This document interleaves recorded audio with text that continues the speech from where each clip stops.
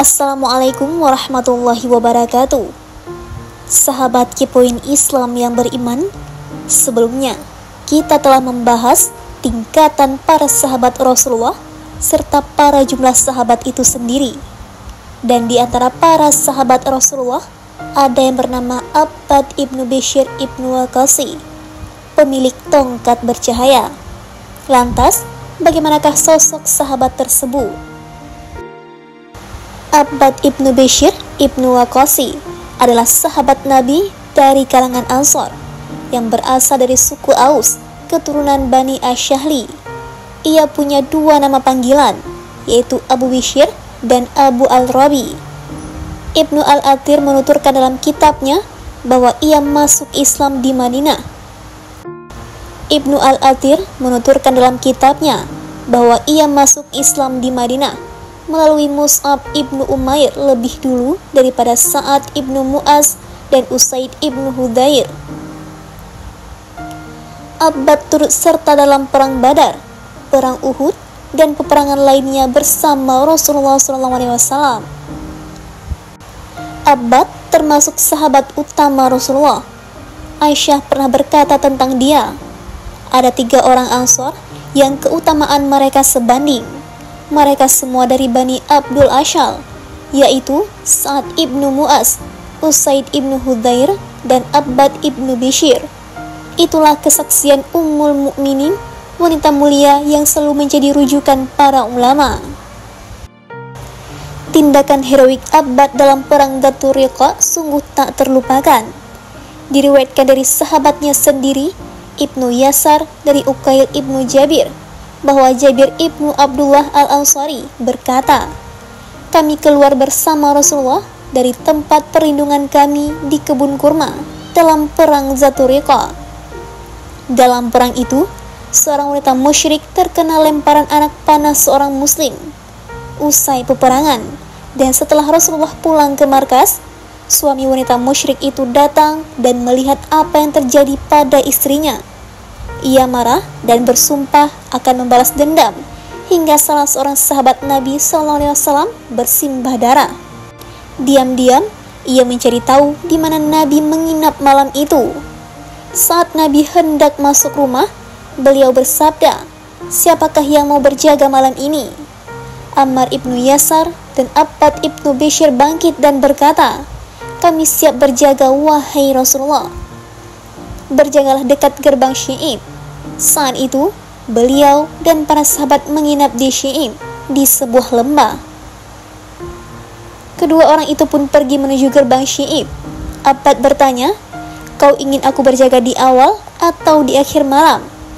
Ammar menjawab, kau berjaga di awal malam dan aku di akhir malam. Kemudian Ammar berbaring dan tertidur pulas. Abbad mendirikan sholat sunnah sambil terjaga. Ketika itulah suami wanita musyrik itu datang. Ketika melihat Abbad yang sedang sholat, lelaki itu tidak menyia-nyiakan kesempatan. Ia langsung melepaskan panah ke arah Abbad dan tepat mengenai tubuhnya. Terkena panah tidak membuat Abbad membatalkan sholatnya. Ia hanya mencabut panah dan melanjutkan sholatnya. Lelaki itu kembali melemparkan panah, dan Abbad tetap berdiri dalam sholatnya.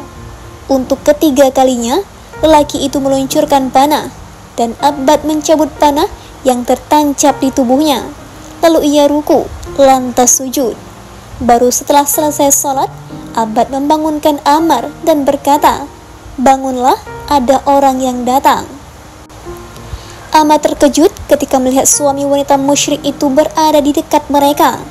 Ketika melihat mereka berdua, lelaki itu tahu mereka menjadi benteng hidup bagi Muhammad dan menjadikan diri mereka sebagai penebus sumpahnya. Ammar kaget melihat sahabatnya Abbad berlumuran darah. Subhanallah, kenapa kau tidak membangunkanku saat pertama kali kau terkena panah? Abbad menjawab, aku sedang membaca salah satu surah dan aku tidak mau memutuskan bacaanku sampai selesai. Saat beberapa anak panah menancap di tubuhku, aku pun menyelesaikan sholat membangunkanmu. Demi Allah, jika tidak karena tugas berjaga yang diperintahkan Rasulullah, niscaya jiwaku sudah lepas dari raga sebelum aku memutuskan atau menyelesaikan bacaanku. Abbad tak pernah absen mengikuti peperangan bersama Rasulullah sampai beliau wafat. Ia pernah mendengar beliau bersabda di depan kaum Ansar, "Wahai Ansar, kalian bagaikan pakaian dalam dan manusia bagaikan pakaian luar. Maka jangan mengikuti orang-orang sebelum kalian." Pada saat itu, kaum Ansar ingin agar tidak ada lagi orang yang lari dari medan perang seperti yang terjadi saat perang Uhud dan Hunain. Ucapan Rasulullah itu menegaskan bahwa mereka adalah para penolong agama Allah dan Rasul-Nya. Janji setia yang pernah mereka ucapkan di Aqabah benar-benar mereka tunaikan. Sedikit pun tak terlintas dalam benak mereka keinginan untuk meninggalkan Rasulullah sampai beliau wafat menghadap Allah Subhanahu wa Ta'ala.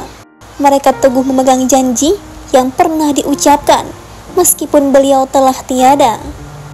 Satu bagian yang menarik dari perjalanan hidup Abbad adalah kebersamaannya dengan Muhammad ibnu Salamah, Abu Abbas ibnu Jabar, Abu Nailah, dan Al-Haris ibnu Aus ketika mereka berebut membunuh Ka'ab ibnu Al-Ashraf, seorang Yahudi yang sangat membenci dan musuhi Rasulullah SAW serta kaum muslimin.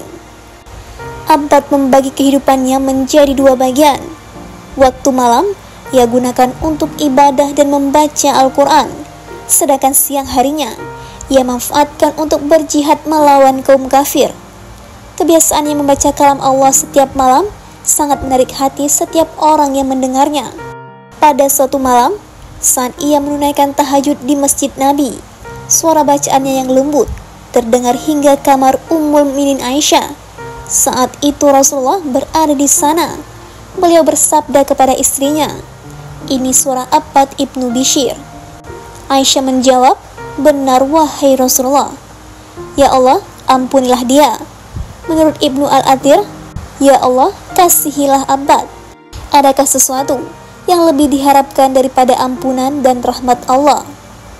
Dalam kitab Musnad Imam Ahmad, ada sebuah hadis yang diriwayatkan dari Bahas ibnu Asad, dari Hamad ibnu Salamah, dari Thabit, dari Anas, bahwa Usaid ibnu Hudzair dan Abbad ibnu Bishr menemani Rasulullah pada suatu malam. Kemudian mereka keluar meninggalkan beliau. Tiba-tiba tongkat salah seorang dari mereka memancarkan cahaya terang sehingga mereka dapat berjalan diterangi cahaya itu. Saat keduanya berpisah, tongkat mereka masing-masing mengeluarkan cahaya.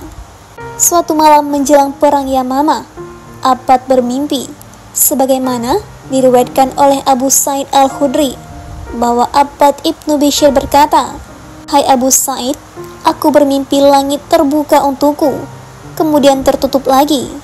Aku menafsirkannya, insya Allah, sebagai kesyahidan."